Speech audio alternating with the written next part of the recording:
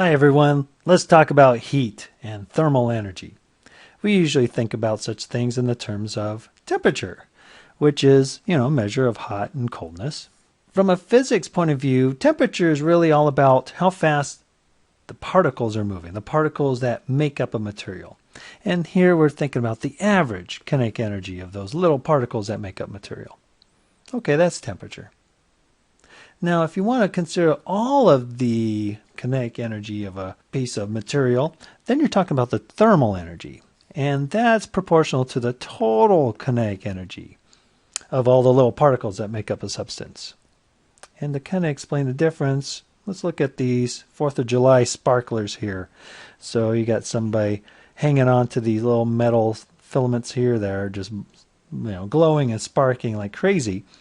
And, it's relatively safe to hold on to these things because the little pieces, the little sparks, don't carry a lot of thermal energy, right? The little sparks don't have a lot of heat energy. However, if you look at the little tiny particles that make up these sparks, each one of those are moving really fast. They're glowing white hot because they're vibrating. They have a lot of kinetic energy, and that's enough energy to glow. And so the temperature of these little sparks can be, more than 2,000 degrees.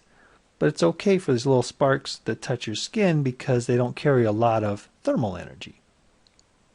Okay, let's go the other direction. How about we slow down these little particles so they don't move very much at all? Well, as you lower the temperature, the particles that make up materials slow down their vibrations, their rotations, their bouncing around, whatever they're doing, they start losing kinetic energy as you lower the temperature. And there'll become a point when you've slowed them down to the point where they're almost not moving at all. Well, it turns out that they will still move a little bit, but that's as low as the temperatures you can get, at the point at which they're almost stopped. That's called absolute zero, the temperature at which particles of matter have nearly no kinetic energy. And it's been measured. As close as we can get to it. On the Fahrenheit scale, it's equal to negative 459 degrees. On the Celsius or centigrade scale, it's negative 273.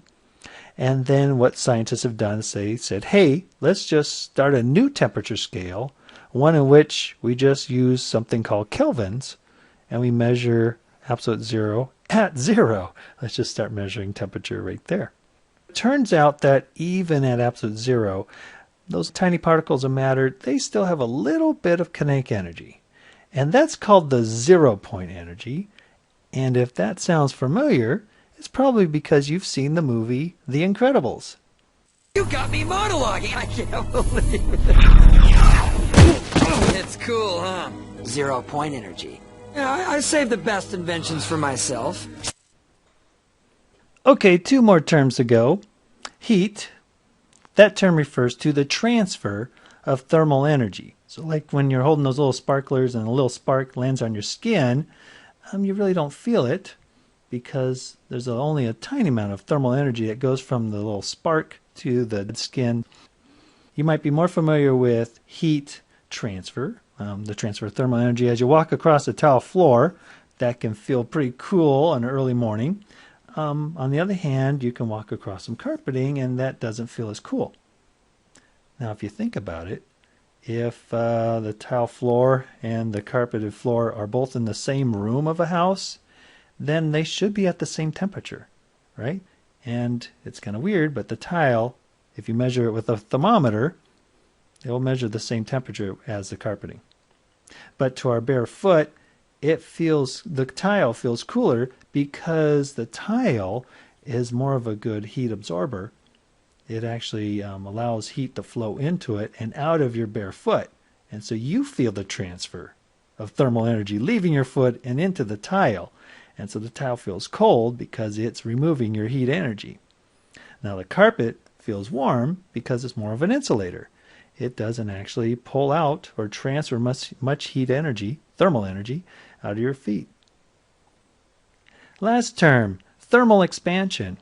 Well, it's kind of a consequence of our definition of temperature and thermal energy, right? We're measuring how fast these little particles of matter are moving. Temperature is the average kinetic energy, and thermal energy is the total amount of kinetic energy.